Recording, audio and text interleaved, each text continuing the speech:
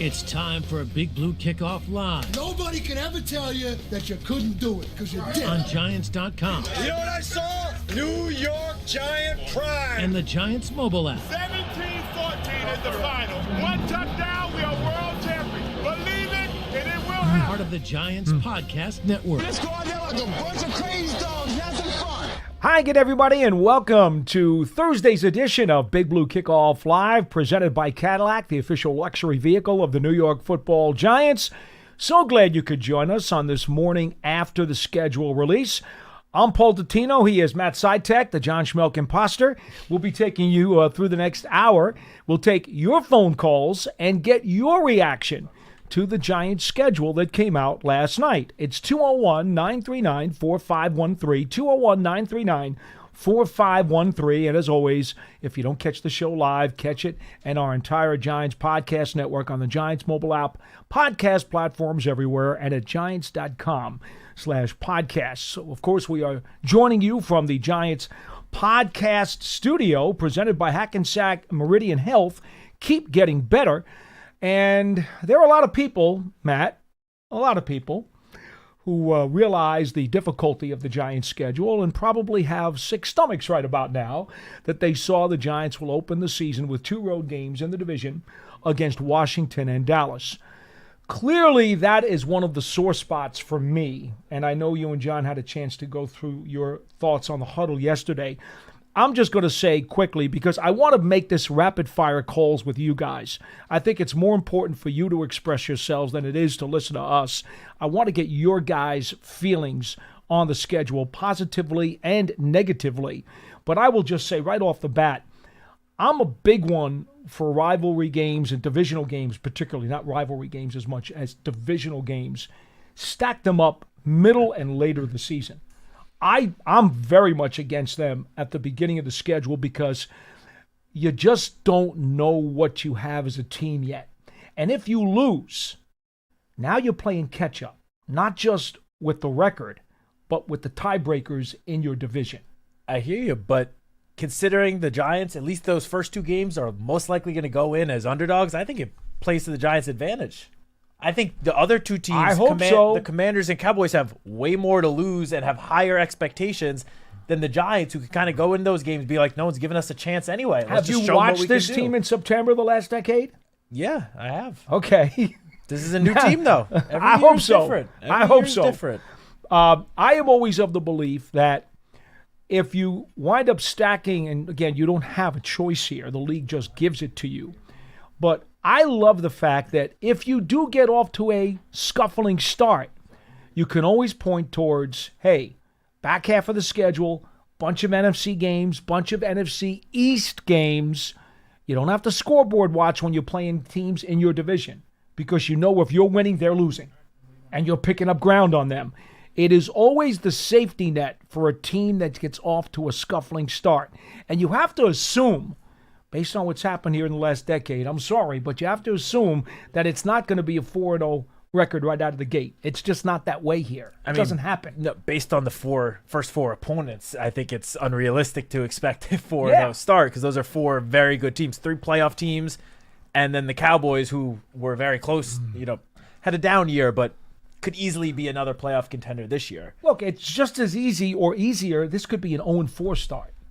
It could happen. No, it could. But so the one thing is, we already knew the opponents.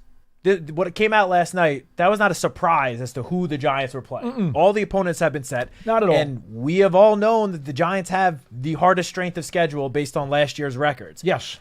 Based off of that knowledge, I don't know how people expected the schedule to be constructed where it wasn't going to be difficult. Like, you can't play. Oh, no. You can't have the hardest strength of schedule, then when the order of the games comes out, all of a sudden it looks easy. Like, I think everyone should have expected a gauntlet of a schedule, given that information that we already knew. There is no question. The most obvious thing in the world was that the Giants' schedule was going to be tough. But there are strategic and there are logistical challenges and strategies that do play into a schedule when you see what you get. I've been studying this for a long time, Matt, and I've been breaking this down with a variety of player, front office, and coaching staff mentalities. And I'm telling you, for the most part, unless something changed in this building in the last couple of weeks that I don't know about, starting off with 2 divisional opponents is never a good idea because you don't want to have to play catch-up if you don't get out of the box quickly. You always have to know that if things are going to go poorly, there's at least a lifeline for you on the second part of the schedule that you can grasp to. And if you somehow find a rhythm, find a winning streak, find some type of momentum, that if you do that later on in the year, oh, guess what? I know we're 3 games behind so-and-so, but we still got to play them twice. And we still got to play the other teams in our division once or twice. Okay, if we just get things right, we can go on a run and maybe pull something out of the fire at the end of the season. That's the mentality that football teams use. I'm just going to have to disagree with you on that one. I think okay. If you were a team like the Commanders coming off a surprise run to the NFC Championship with a young second-year star quarterback, then I fully understand not wanting to open up the season with 2 divisional games. But no one is expecting the Giants to do anything this year. Everyone in the media, a lot of fans, like everyone has such low expectations. It's sort of like no one's giving us a shot. So what's the worst that can happen? We lose like everyone expects us to do? No, let's go out and surprise people. That is exactly the wrong mentality to have. But it's okay. Why? How is that wrong? I just explained it to you. No, you not all right. Really. You didn't explain how what I said was wrong. The Giants are going to go into that Week 1 game as pretty heavy road underdogs against the Commanders coming off a run to the NFC Championship, except the Giants get to go face a second-year quarterback who only has 1 year of experience under his belt with so much new talent on the defense and new players. Shane Bowen can go out there and throw out new disguises, new schemes that Jaden Daniels has not seen before, confuse the young quarterback. I personally think that it is a better thing for the Giants to open up against those 2 teams than, say, the Week 3 and 4 opponents. You are so far too deep into the forest to see the trees on that perspective. We're going to have to agree to disagree on this one. The Giants that's all right. 201-939-4513. Didn't the Knicks kind of have that mentality? Yeah, the Celtics won last night, Pearson, which is why you're here this morning, right? Well, I'm not bringing it up for that. I'm just saying the Knicks had that mentality and they won games. Well, I don't know how that applies to this, but that's okay. We'll go to Gil first up on the show on Big Blue Kickoff Live. You're first up. Hi. Hello. Hey, guys, can you hear me? Hey, how are you? What's up, Gil? Hey, what's up, boys? I just wanted to talk on the schedule a little bit. I want to start off by saying I absolutely love the video you guys came out with. As a 30-year-old man married to a reality TV obsessed wife, I think it's absolutely hilarious, the video you guys made. Real quick, Thank you for that. I had I got a like and a dislike that I like about the schedule here. I want to get in, and then I got a question for your buddy Pearson off camera. One thing I like about the schedule is a lot of people might disagree. I like seeing the Niners mid-season. They do sometimes have a lot of injuries come along mid-season, mid to late season. So I think that's a better matchup than some people might think. One thing I dislike about the schedule, might be a little selfish, is I plan on going to the Patriots game, and nobody wants to be in Foxborough in December. So especially at night. One thing. Oh yeah, it's gonna be brutal. It's gonna be brutal. Yeah. And my question for you, Pearson, is how come they didn't get you in the video, man? I feel like that New England Patriots character would have worked perfect for you. You know. Wow. Say hi to your mother for me. I feel like you could have killed that one, Pearson. I think I could have too. Actually, that's a good call, Gil. I should have asked about that. Gil, thanks for the call. How dare they keep you out? No problem, guys. Appreciate it. Call again. Thanks, Gil. There was a lot of hard work put into that video. I'm glad some people enjoyed it. I know there are others on social media who I guess did not appreciate it or did not fully understand it. But as someone who also, has a wife and has watched some reality TV, I thought it was hilarious. I was a fan. Still am a fan. All right. Abdul in Minneapolis, you're next on the program. Hello. Hey, guys. What's up? How you doing? My only issue with the schedule, having 2 divisional players, teams right up front there, is the first 2 weeks are kind of an extension of the preseason. Bingo. You get it. of the lack of practice time and all that kind of stuff. So the teams are not there yet. So it could be good or bad, So maybe we're catching these guys, the Cowboys and the Commanders, at the right time, and a lot of them have new players like on the roster and stuff. So it could be the right time to catch them, but I just don't think any teams are at the full strength. It's kind of unfair to put a divisional game right there because they're so much more important than regular games. I could agree with you, Abdul. Everyone says that it takes the first 4 games of the season to really find out what you have to get things clicking, firing on all cylinders. But again, the Giants are going to go into those first 2 games as pretty big road underdogs against their divisional opponents. So that is why it's that's the point, though.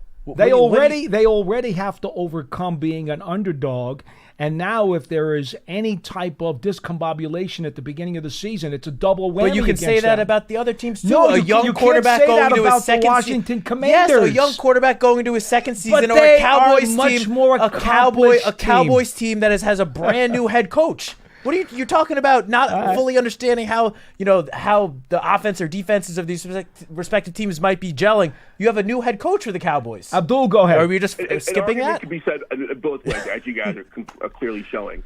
But another thing, it's good that we have a different opinion because at least it gives you guys some colorful stuff to deal with on the program. Exactly, he was agreeing with me too much yesterday. Go ahead. Another thing is this narrative, I think a false narrative about the front office and the coach being on the hot seat and the schedule, setting them up for failure.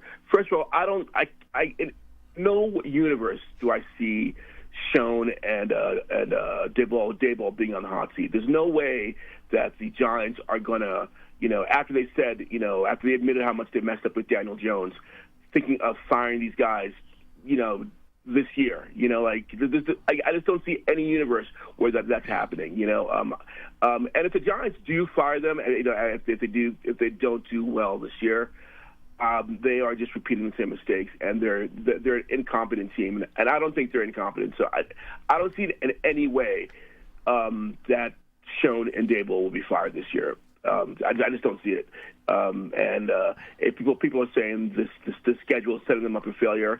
I'm not sure about that. I think this team, I think people are not giving this team enough credit. I think the quarterback room has seen such an upgrade. The defense has seen such an upgrade. Mm-hmm. The offense has seen such an upgrade. Special teams. The team has been upgraded.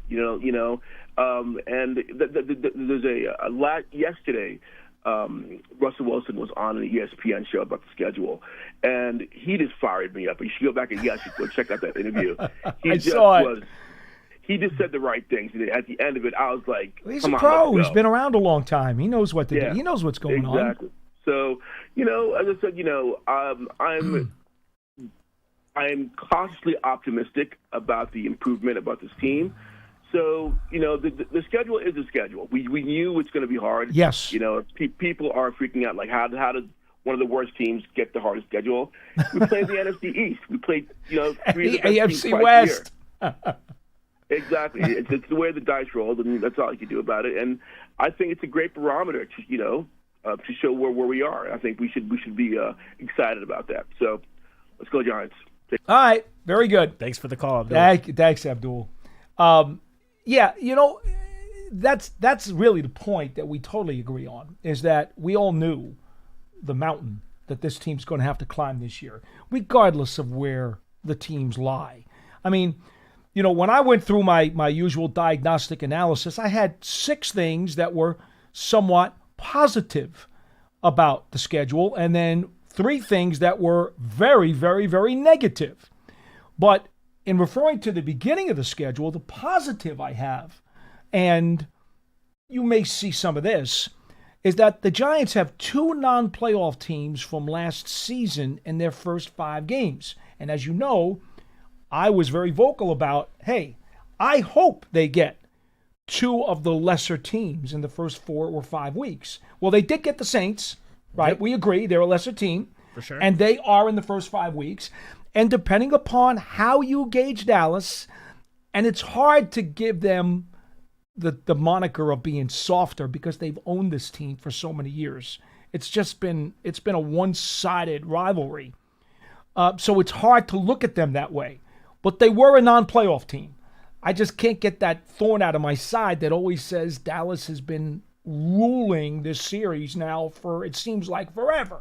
Yeah, I think it's also just important to keep in mind for Dallas last year, Dak Prescott played, 8 games? DeMarcus Lawrence got hurt in that matchup against the Giants in week 4 and then missed the rest of the season. Micah Parsons also got hurt that game. They'll be better. Missed 2 months. Obviously, DeMarcus Lawrence is no longer there, but Dak is healthy.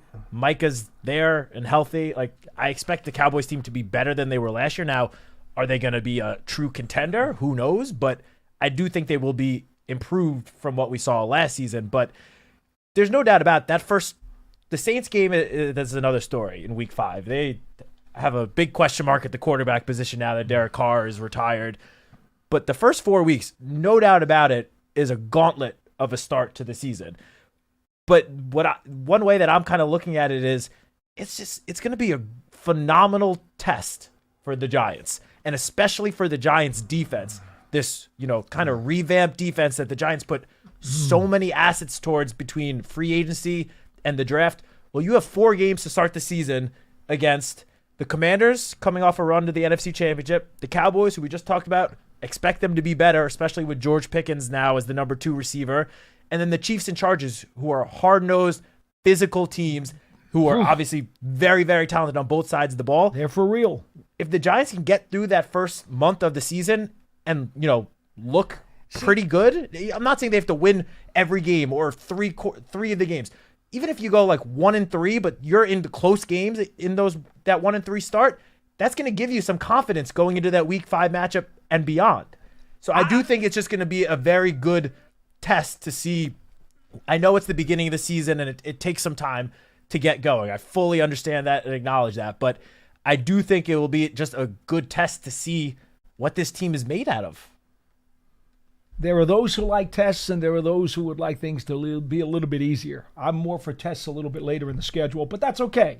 Here's the what point. It is. But it is. I prefer an easier start too, but we can't the schedule change it. is. Yeah, we can't change it. Now, what I will say is, and if you break up the schedule into quadrants like a lot of coaches enjoy doing, and I understand that, it's hard to break it into 4s and 4s and 4s when you have 17 games. But let's just, for argument's sake, say breaking it up into quadrants. With the 2 division games, then the Chiefs, Chargers, and then the Saints, now you've got that little bit of a line because it's 5 games, and then you have the Thursday night game against the Eagles. So there's a natural division line there. To me, I always talk about where do you want the water level to be? Minimum water level. I always look at that. Like a lot of coaches will say to you, look, just get me, and I've always said this for years too, because coaches have told it. No worse than 2-2 after the first 4 games. That's what you want, right? Because it was always by 4s. In this case, we're going to go by 5. I would say my goal would be, bare minimum, get me to 2-3 after 5 games. Agreed. Get me to 2-3 going into Thursday night's home game against Philadelphia. And then it's like, all right, let's see what the team can do. Let's see they got their sea legs under them, try to do some business. But 2-3, I don't think the team's taking on water at 2-3. I think 2-3 is very acceptable. No, I agree completely. I mean, that's why I said that first 4 weeks, even if you just go 1-3 in the first 4 games, and then you face that Saints team, which obviously there's no such thing as a guaranteed victory, of course. But the Giants will definitely have a decent chance, assuming the team is healthy at that point. They will have a decent chance in that game. They're not going to be huge road underdogs in New Orleans, you would think. So. Right.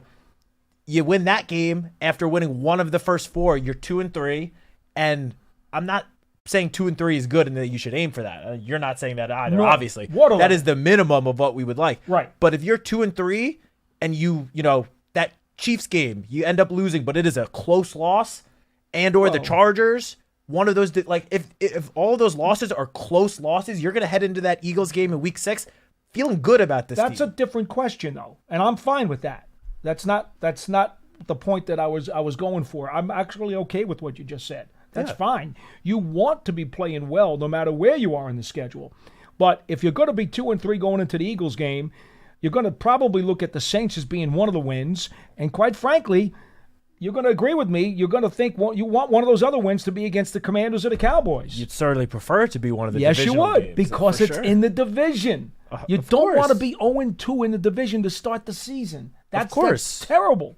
I mean, you don't want to be 0-2 to start a season, period, against anyone. Yeah, but especially in the division. Of course. All right, but the same goes for those other teams, the Commanders and Cowboys. Same goes for them. And they're going to have higher expectations. I don't know if the Cowboys and the Commanders play within the division for both of their first 2 games. Do you know? I want to say we are the only ones that get that great honor and of 2 back-to-back NFC That's what I'm games. talking about. You always, look, Washington has Green Bay in week 2. I go back. But on Thursday Night Football, so they have a quick turnaround. And you'll understand this because it's a legendary motto around this building. Right? Wellington Mara always said, right? You always expect the worst and hope for the best. The Cowboys, actually. They start with the Eagles. They do. The season opener, and then they face us week 2. Wonderful. They get a 10-day break between the 2 games. How about we stick them with 2 division losses after the first 2 weeks of the season? That would be fantastic. Absolutely. Again, always expect the worst and hope for the best. That's what Wellington Mara always said. So if you're going to start out with that mantra, you got to acknowledge the possibility of 0-2 out of the gate, and in the division, that would be bad. Is it Demir in Charlotte? You're next on the program. Hello. Hey, how you guys doing, man? Okay. Good. How are you? I'm doing great. So just listening to what you guys are talking about with the schedule, I kind of have a different take on it. I think we're going to start off 3-1. And the reason why I think this Sign me up. Well, considering how, games went for us last year, we lost a lot of one-score games. And I think that was our biggest problem. A lot of that had to do with the offense. Our defense was hanging in there sometimes, but ultimately our offense just couldn't score points. That was the biggest thing.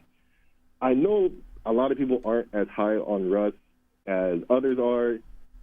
I get it. He's a little bit older. He didn't have the greatest time in Pittsburgh, but I still think Russ has enough to where we won't be averaging 14 points a game. Mm-hmm. And I also believe that when healthy, we have a good offensive line unit. Even that first game against the Cowboys last season, I don't think Daniel Jones got sacked that game. If I could be wrong. I think he got pressured a few times. But ultimately, the offensive line was playing much better than anyone had expected. Right. Given, our recent woes at that, unit. I think this team comes out with a lot more fire and passion. I just do. I think with the pickups in, free agency with Javon Holland and, Abdibo, if I'm saying that right, yeah, I think those guys could be very big difference makers for us. That's a complete rehaul in my eyes of the secondary that was kind of raising some concerns over the last few years, especially underneath Joe Shane. A lot of people were kind of getting, a little iffy, especially after, Xavier McKinney left. But I think that's a complete rehaul. I think Deontay Banks would benefit from, playing against wide receiver twos. I don't think he's a bad DB at all. I just think he would flourish there. Not to mention our pass rush, even more solidified now. I think the Giants have a way better chance now, more than ever, of competing and fighting. I mean, it wasn't that long ago in, that 2021, 2022 season where we just came out of the gates on fire, and I can see them doing that again. I really can. Well, Demir, Albert Breer of Sports Illustrated, we all know and respect him. He just did a video yesterday and said he believes the Giants are a much better team than people are giving them credit for. He cited their defense in particular, also said he believes the offense has been upgraded, and said flat out it's very reasonable to expect they could win 7 or 8 games this year. And there's a member of the national media who, for the most part, the national media is down on this club. But Albert came right out and said he thought 7 or 8 wins was reasonable. Well, if that's reasonable, a couple of bounces, in the right direction, and maybe you get even more than that. Who knows? Yeah, I mean, going into the 2022 season, I feel like expectations were similar to what they are this year going into the season. No one expected the Giants to do anything. I think everyone was saying, there's no way the Giants get above 5, maybe 6 wins. What'd they do? They won 9 games, made the playoffs, won another game. They surprised people. They won games that no one gave them any chance of winning. Can he get that start again? I mean, that was that was this year. That would be fantastic. That was unbelievable. Yeah, I just think Russ adds an element to this offense that we've been desperately missing. I think, with a veteran guy like that, someone like, I don't care what anybody says, the way Russ was playing in Pittsburgh here last year, I don't think we just win 3 games with that. And that's a very large bar, I admit, but at the same time, we were desperately needing better quarterback play. And I think with the rehaul of the quarterback room, I think Joe Shane did a phenomenal job. I know he gets a lot of flack for, the whole Saquon thing and McKinney, but ultimately when you take a step back and look what he's actually done to the roster and the team, we are, for the first time, I feel as though this is like one of the most talent-heavy teams that we've had in a very long time. And I just can't see them going out and just rolling over and just laying down and getting steamrolled. Even when you look at, like, the Commanders, last year, we were in very close games with them, didn't even have a kicker, and that was one of the reasons why we lost to them the first time. So you got to remind me. I know. I'm with you, Demir. I understand. There's a lot of reasons to believe this team will be better. There's no doubt about that. And on top of just having... Thank you for the call. Go ahead. Yes, thank you. And on top of just having, I think what we all agree is it's just much improved roster from last year, and I've spoken about this previously, but I feel like the type of players that were brought in, like the character of the players that were brought in, are bringing a new element to the team that we started to see with the draft class that was brought in last year, but it was really, multiplied by the draft class this year and some of the free agents that were brought in, where the Giants have players on this team now that are not just going to sit around and let other teams beat them up. They have guys that are going to, figuratively speaking, punch back when the Giants get punched. They're not just going to sit there and take hits and get, blown out week after week. These are guys that are going to go out there and fight until the very last play, be very physical. And not that was, completely missing last year, but it was clear. And, Joe and Dave's both spoke about this around the draft in their press conferences. They were looking for specific types of player, and they brought those types of guys in, guys with, a little bit of an attitude, a little bit of an edge, that are going to punch back when the Giants get, again, figuratively speaking, punched. Yeah. In short, you'll hear this phrase often talked about by coaches. I don't want guys who want to win. I want guys who hate to lose. Yeah. And they certainly brought in guys like that. From top to bottom of this year's draft class, they're like that. We saw a bunch of those guys who were angry as heck after every loss during the second half of last season as things collapsed. And now you add this new group of guys who seems to feel that way too. You can understand now that attitude is spreading throughout the locker room. And the more guys you have who are that way, well, you'd like to think the better off you're going to be. Yeah, 100%. All right, we go to John from Staten Island. You're next on the program. Hello. Hey, what's up, guys? Just want to say you guys follow you all year. You guys do a fantastic job. We try. Thank you. Thank you. And I can't believe I'm calling up to try and convince Paul to be a little more positive about the opening of the season.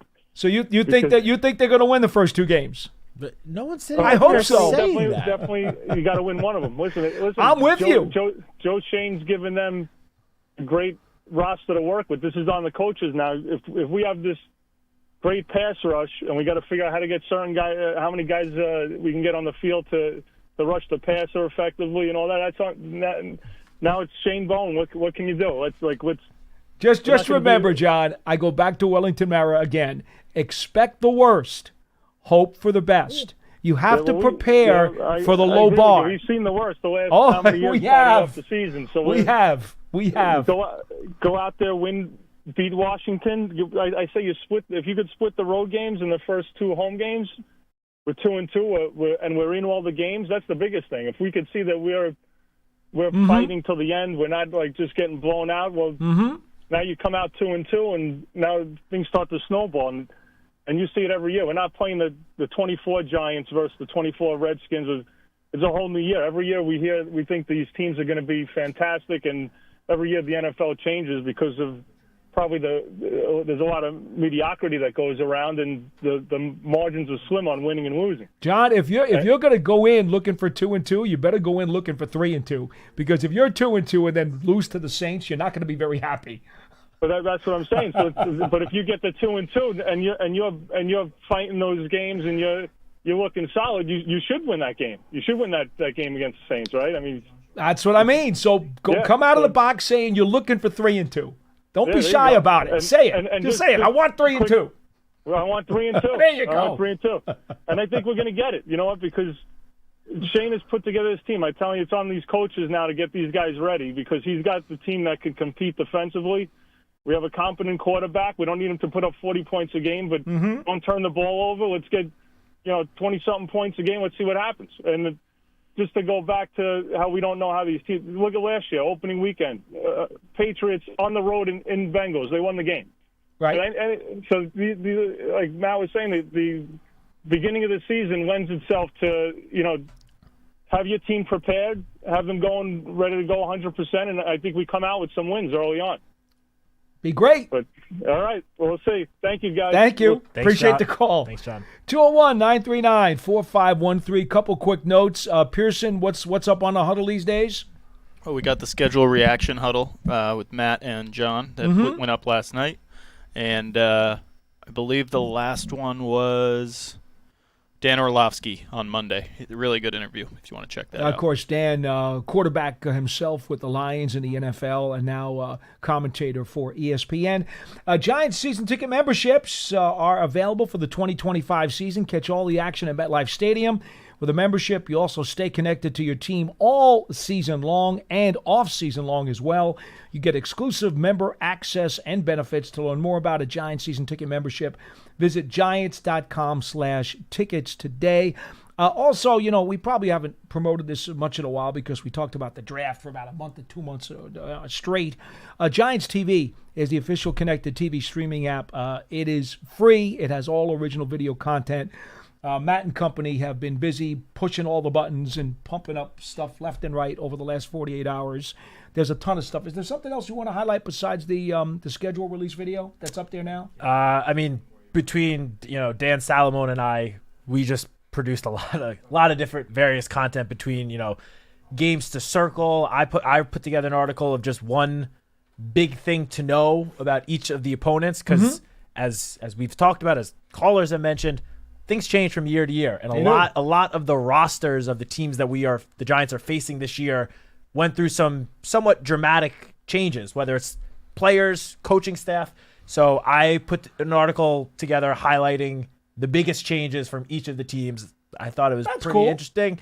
We have some photo galleries and stuff. A lot of content. Check out Giants.com. There are wallpapers, too. There are really cool-looking wallpapers that our graphic designer spent a lot of time on. I think they've got the schedule on them and stuff. With the full schedule with about 8 different players. So you have your choice of who you want to put on your wallpaper with the schedule. A lot of good stuff on Giants.com. So if you get some free time, check it out and pick out what you choose and see what you like and download. And it's all there, and it's free on Giants.com. That's the other thing. It's not a subscription service. It's all free. It's all you can free. just enjoy it. Just like this show. It's free.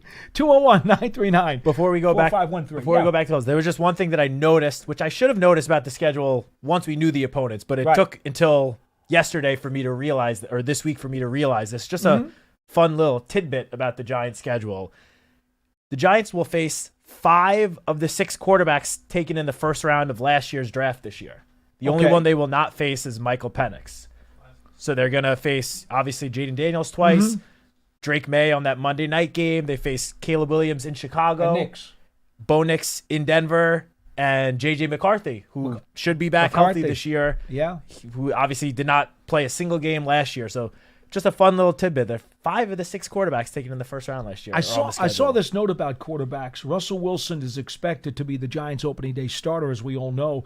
He will be one of 11 teams, or he will be on one of 11 teams likely to have a different Week 1 starting quarterback as compared to 2024. It's a lot of turnover. It's a third of the league. It's crazy. Wow. Unbelievable. All right. We go back to the phone lines, and let's see who we've got up next. It looks like it's going to be Tim in Sacramento. You're next on BBKL. Hello. Hello. What's up, Tim? Hi. I wanted to share my first Giants game. I went to Miami. Prime time. I wore my OBJ jersey, and he scored the 2 touchdowns. Well, could you possibly wear a neighbor's jersey when you get to the stadium this year? I'd love to attend more. Malik Neighbors is a stud. I've attended more Giants games in the future. I live here in the NorCal, and so I went to the San Francisco game, and I had my Sterling Shepard long sleeve custom NFL license, and I believe he showed out that game as well too. And I hope for continued success for Malik. Well, Tim, the Giants are going to be out west, not quite California, but they'll be out in Denver and out in Las Vegas this year. So I don't know if that trip is too far for you, but you may want to take a shot at maybe going to one of those games. Really looking forward to seeing Ashton Genty. Okay. Yeah. Well, I hope when the Giants face Ashton Genty, he has his worst game of the season. That would be nice. I hope Dexter Lawrence is looking forward to facing him, too. It would certainly help our chances in that game, for sure. Thank you, Tim. Appreciate the call. 201-939-4513. Len in Maryland, you're up next on the program. Hello. Hey, guys. How you doing? What do you say, Len? Hanging in there, and Matt Paul will probably remember this. 1985, Paul, when we had to play the Bears in the playoffs, somebody said to George Young, "Gee, it's such a shame you have to play the Bears so early in the playoffs." And Young said, "Well, we're going to have to play them sometime." That's true. That is true. So the way this thing plays out, it is what it is. We knew the teams. The schedule is just as tough today as it was in January. Yep, it didn't get any tougher. It's going to be a bit of a grind, but we got to hang in there with it. One thing that disturbed me, but this is how things work out. Other teams have this happen to them too. I thought the bye's a little late. I was a little disappointed in that. The latest you could have a bye week. Week 14. Yeah. Yeah, imagine that. We agree on that one, huh? Yeah, Big time. That I don't love, but I like week 10 for my bye week if I had my druthers. Yeah, and I'm going to make a guess at this. This is the first time this century that the Giants will open on the road 2 weeks in a row. Unheard of. Actually, hold on a second. I actually have that. I'm not sure if that's true, Len. Hold on a second. I did a full checklist on let's see, Giants. I did a comparison with the NFC East. I'll give you that. Your fact may be accurate, Len. I don't want to dispute that, but I'll give you a couple other facts. Okay. Yeah, the point is it's been a long time. I mean, who opens 2 games in a row on the road? I mean, it's very rare. This is the and first then you put time. 2 division games together. Len, one of those division games should have been a home game. Hey, we I can hear play you. 2 division rivals. Okay, that's the way it falls. But I mean, one of them should have been a home game. I agree with you, Paul. I will say the Giants are the only team in the NFL this season that open their season with 2 road divisional games. Yeah. Yeah. And that is the first time that the Giants have had this scenario. 2 road games against the NFC East in the first 2 weeks of the season since 1984. Now, that's a long, long time. It also marks the first time. I was accurate. First time this century. Okay, well, there you go. It also marks the Giants' first NFC East battles in weeks 1 and 2 since 2009. Only the third time that's happened since 2000. And it will be their first NFC East road opener since 2019. Oh my goodness! Now, if you want another factoid, all kinds of records here. I'll give you another one that's going to blow your mind. It just seemed a little weird when I saw that, but again, you got to play them when you got to play them. I mean, you're playing them both those teams twice, so it came up early. We'll see what I look. This is going to be a grind. If you want the schedule to look easier, wait for 26. We get the AFC South and the NFC South. And it's going to look a lot better. It's going to look a lot easier in January. It's going to look a lot easier when the schedule comes out. It's going to look easier when we get to the first week of the season. But that's not where we are. And it's 25. Look, it's going to be a grind. And not just because of the way to make the season easier is play better. Now that is the truest statement that's been made all day. Saying, "Oh my goodness, we got to go to Brazil, and then 10 days later we got to go play the Giants on a Sunday night." I mean, if you got better players, if your team is playing well, the schedule evens out. I mean, there's a lot of reasons why this is going to be a grind. We're just going to have to play better. I mean, we got to play better. I mean, I'm not satisfied with just playing better and losing by 3. I mean, we got to play better and win games. This is going to be tough. But listen. It's part of the process. Matt, I've said this before. I know I'm going to shake you with this because I did the first time, but I'm going to say it again. We're a couple of years away, Matt. We're a couple of years away. We got to start building. Wonderful draft, great off season altogether. Let's enjoy the development of this team. Count up the first-round draft choices we've got on this team. We got a lot of them. Now, some of them may not be our own, but we got a bunch of first-round picks on this team. Let's watch this team grow. The coaching staff has got to bring them along. We got some veteran leadership. I like that. But there's going to be some bad stretches. There's going to be some awful stretches. But we're going to get there. Let's just get ready for that. The thing we want for me, we got to be ready on week 1. I hope so. We're not rolling into this easy. We know the week 1s in the past. I know Tennessee in 22 was magnificent, but after that, these first weeks got really tough. Come on, Brian, you got to get this team ready to play on week 1. I mean, you even had other coaches last year. I mean, O'Connell last year in the post game. I mean, he said, yeah, we were the better team, but we were better prepared. I mean, you can't hear that from another coach. His team's got to be prepared to play. We'll take the losses. We'll look for the growth. We're heading in the right direction. I'm not even talking about what I'm going to be happy with in terms of number of wins. Mm-hmm. I'm staying away from that. Let me tell you my measurement. I'm going to tell you, Eric. Don't laugh, guys. Don't laugh. But here's my measurement. Yeah. If we're drafting in double figures next year, if we're drafting 10 to 12 next year, we've had a nice season. And we come back to next year and make a move forward from there. Okay, Len, I have one request for you now. Yes. Okay? As this season progresses, if the record does not significantly improve and it turns out that whatever that record is, it still turns out to be 10th, I don't want to hear you start waffling on your feelings on this, because I got a feeling that your stomach is not going to be doing well this year if this team loses a bunch of games. We won 3 games. I know that. I mean, we're going in the wrong. We're 9-6-3. Get me. I hate to throw the number out there, but get me back to 6. Get me back to 6. We would all agree, because that's double what you won last year. No one's going to say that 6 isn't significantly better. My point is, I know you well enough. You're going to agonize. If this team has a 4-game losing streak, you're going to agonize. Wonderful call. We had a guy call up yesterday and said he thought we were going to get 10 wins. I'd like to draft 10. Okay.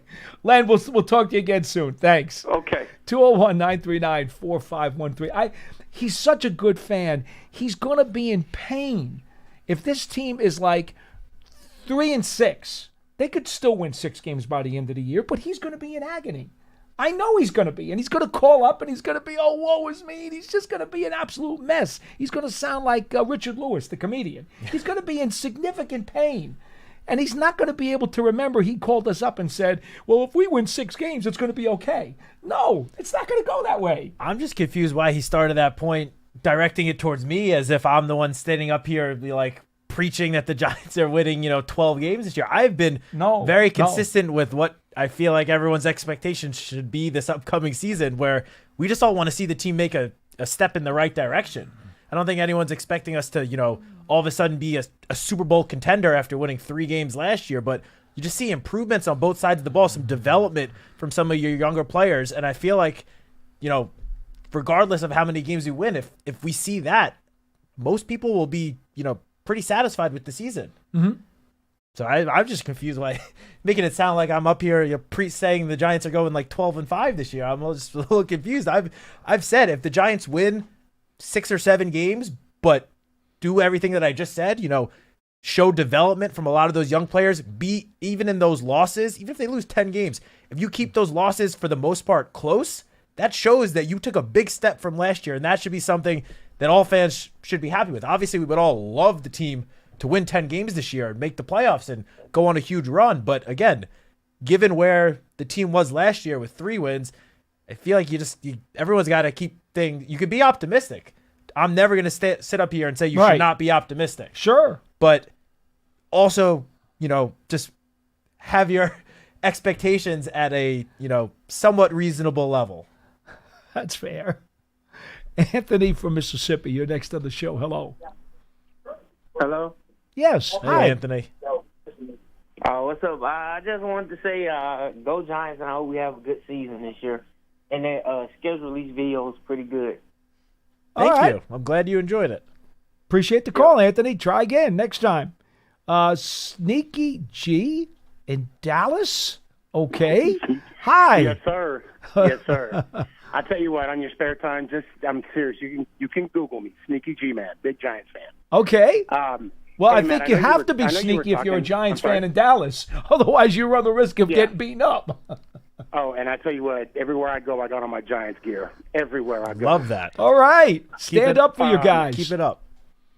So, Matt, you were saying earlier how, if we lose close games, we're showing some kind of improvement, blah, blah, blah. Let's not forget last year, there were 8 games where 7 points or less, it could have went our way. No, and we obviously would have had a completely different record. And I just hope this year, I know that the schedule is tough. It is what it is. But if we could just have that mantra of just finish it, just finish games. Yes, we want to be competitive, towards, the end of the third and fourth quarter, but then also not only competitive in these tough games, but finish them. And obviously our defense on paper looks phenomenal. Our offense is getting there. I think Shane did an outstanding job, with the draft and free agency. I mean, we got depth with, the offensive linemen, and even got some kind of depth with the corners, DBs, which I think is going to help us out this year. But more importantly, Coach, I believe in Dable. I would love for him to finish this year and even get an extension. I'm really pushing positive juju for Dable, even with this brutal schedule we got this year. But I think if we could just preach finish, that's it. Just manifest finishing games on the right end. I think we'll surprise some people this year. Sneaky G, I'm not one who believes in the momentum word because, like they say in baseball, momentum's only as good as your next day's starting pitcher. They say in football, it's only as good as your next kickoff. What I do believe is belief in what you're doing and confidence in what you're doing. Yeah. The combination of belief and confidence can get a team on a streak. Yes. That's not the same as momentum. It's different. It is different because momentum you don't necessarily control. When you believe in something, you have control over whether or not you believe in something. You can control to some degree whether or not you have confidence in something. Momentum is not about any control. Momentum is just something that takes over and takes you in a certain direction. So I'm not a fan of the momentum word, but I believe that if the Giants should get some big wins early, and this is where you and I will definitely agree, the Giants can get some big wins early. Imagine them upsetting Kansas City at home and Mahomes. Imagine them in Dallas. Absolutely. You get a couple of those games, the belief and the confidence that these rookies and second-year players who make up a very important part of this team, they will work off of that, and it will definitely help them as they proceed down through the schedule. And that's not momentum. That's gaining belief and confidence with results. Oh, 100%. And Sneaky G, I'm glad that you brought up, the one score losses from last year, because you're right. The Giants did lose, I believe it's 8 games by 8 points or less last year. But there's a difference between actually being competitive for all 4 quarters and then just having the game end in a 1-score game. Because some of those games, the Giants were down double digits and they scored a touchdown with like a minute left, made the score seem a little bit closer than what the box score might show. Right? That's what we call it empty. Yeah, that's not what I'm talking about by being competitive. One game where the Giants did not end up finishing in a 1-score game, but I do believe were very competitive, was that Bengals primetime game. They ended up losing by 10 points, but that was a 3-point game until about 2 minutes left in the game, and then the Bengals scored a touchdown, made it a little bit bigger of a lead. But the Giants were in that game. Now, the offense was not playing well, don't get me wrong, but they were competitive in that game against a pretty good Bengals team for the entire 58 minutes of the 60 minutes. That is what I'm talking about by being competitive. You can lose, 10 games this upcoming year, but if you are competitive for all 60 minutes in those 10 losses, I can live with that. I feel like most people would be able to live with that. This is one of the reasons we talk about how one of the easier ways to become, back into the competitive category is dominating on special teams. Because you're talking about a 3-point game. Well, guess what? Special teams, field position, tilting the field for your offense or your defense, and then having a really good field goal kicker. Well, guess what? That can easily mean a point differential of 3 points on any given Sunday. 100%. Yeah, on that note, can we tell Gano, or can someone just send him an email not to try and chase anybody down next year? Can we I just want to throw that. I mean, since you said I got you. You said it, Paul, and I'm just finishing it. That's all. I'm just saying. Nicky G, I appreciate the call, man. Can you call again, I do please? want to say one last thing. Go ahead. A great NFL giant said, if you believe it, it will happen. So let's start believing it. Thanks, Nicky G. Appreciate it. Amen. Jake in Connecticut, you're next on the program. Hello. Hi, how are you guys doing? We're good. Good. How are you? I wanted to talk about the Giants' schedule. I'm an optimistic fan. I just wanted to say that hope for the best, but prepare for the worst, just like what Tamira said, like you stated earlier in the show. Well, I appreciate the phone call. Yeah, That's I'm hoping they can start off at least 2-2 this year, at least get a couple wins early under their belt. That's what I'm hoping for. For sure. Thank you, Jake. You and us both. Hey, let me tell you something. Even though we all knew what the schedule was at the end of last season, and we were all shaking our heads and saying, oh boy, this could be really rough, okay? It doesn't mean by any stretch of the imagination that anybody's going to, slump their shoulders, sink their heads, and walk around saying, oh, it's a rough schedule. All right, just might as well, throw in the towel on the season and look forward to 26. Nobody's doing that. Absolutely not. You see what it is, and to your point, you absolutely want to take on the challenge and do whatever it is that you can to prove people wrong, that you are, in fact, a competitive football team. There's no doubt about that. You have to use that as the carrot to make yourself better. I would agree with that part of it for sure. Yeah, and this is something that Dan Salamone brought up in the release that was put out last night with the full schedule. According to NFL research, 4 of the last 5 teams that had the easiest strength of schedule going into the season ended up missing the playoffs that season. Missing with the easiest schedule going into the year. Yeah. And on the other side, 2 of the last 4 teams that had the quote-unquote hardest strength of schedule ended up making the playoffs. So, as we both talked about, things change on a year-to-year basis in the NFL. We all know that. So just because right now the Giants' schedule on paper looks very tough, we're not going to sit here and tell you otherwise, that doesn't actually mean that all those teams that made that strength of schedule number so high, that doesn't mean they're all going to be good again this year. They can easily take a step back. We see it every single season. I believe the folks at the NFL also had put out a number that said at least 4 teams have made the playoffs in each of the past 5 seasons after not qualifying for the postseason the year before. And to boot, at least one club has gone from worst or tied for last in their division to first place in their division in 20 of the past 23 NFL seasons.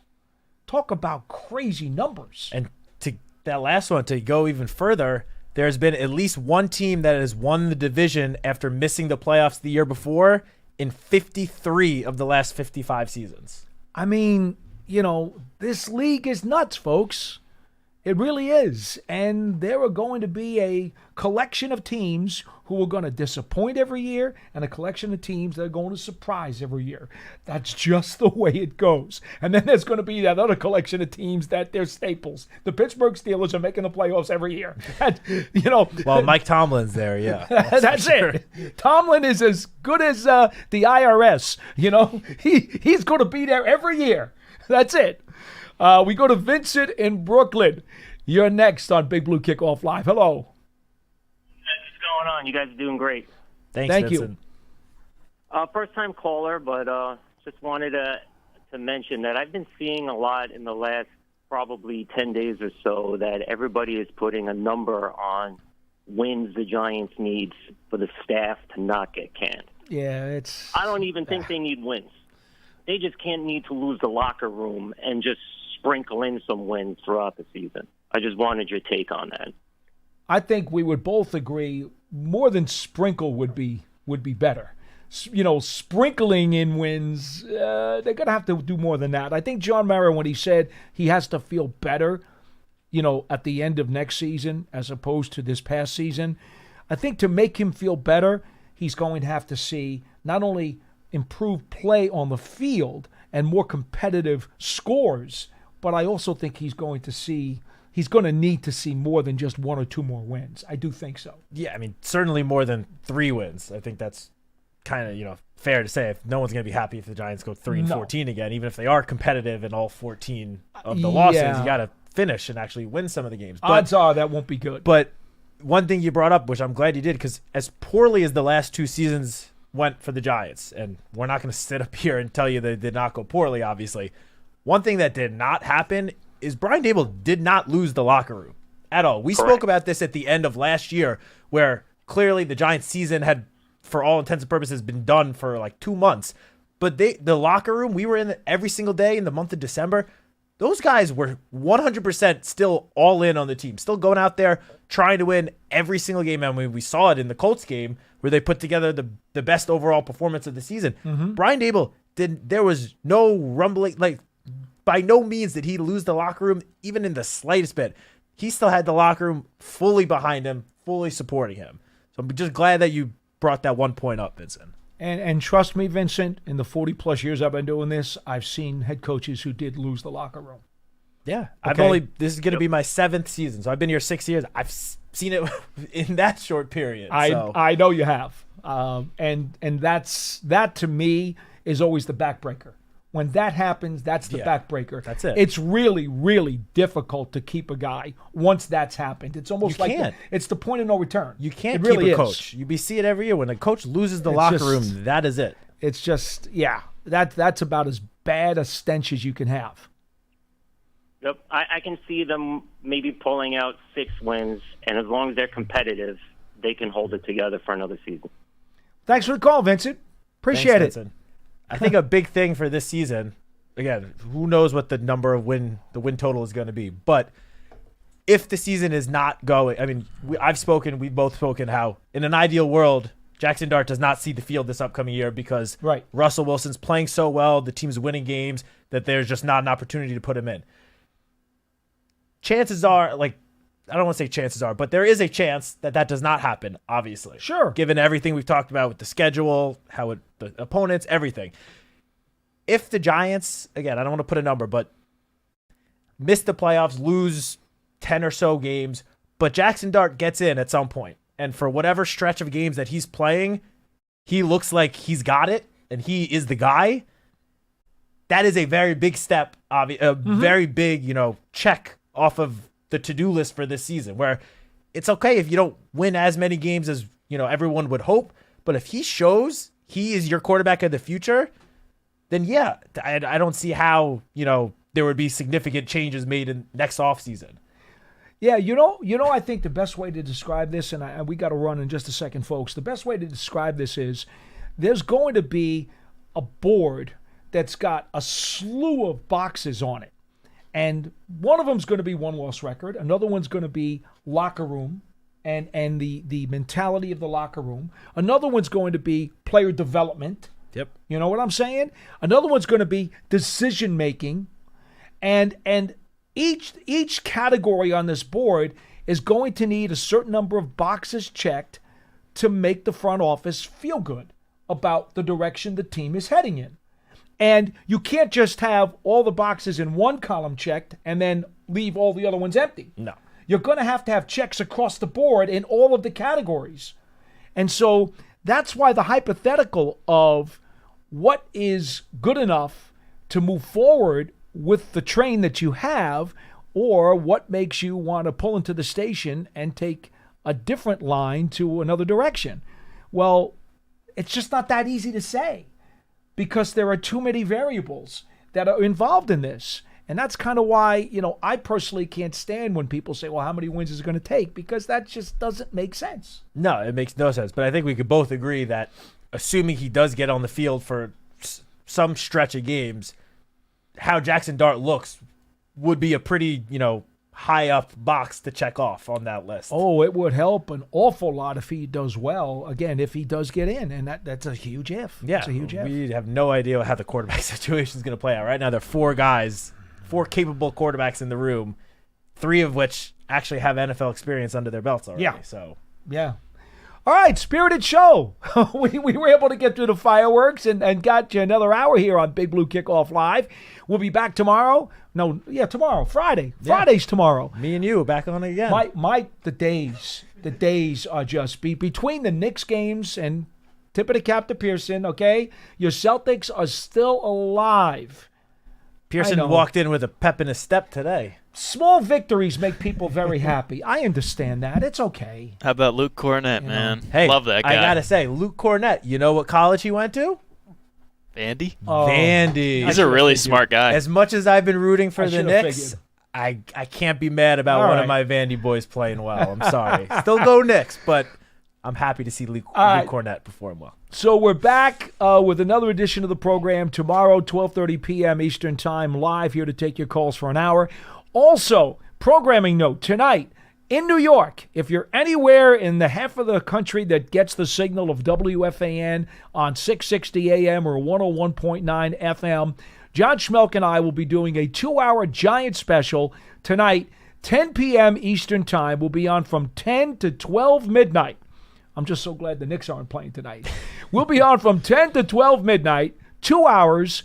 We're going to go over our complete rookie mini camp review, as well as rehashing some of the analysis. And I got a whole slew of them we didn't get to about the New York Giants schedule in 2025.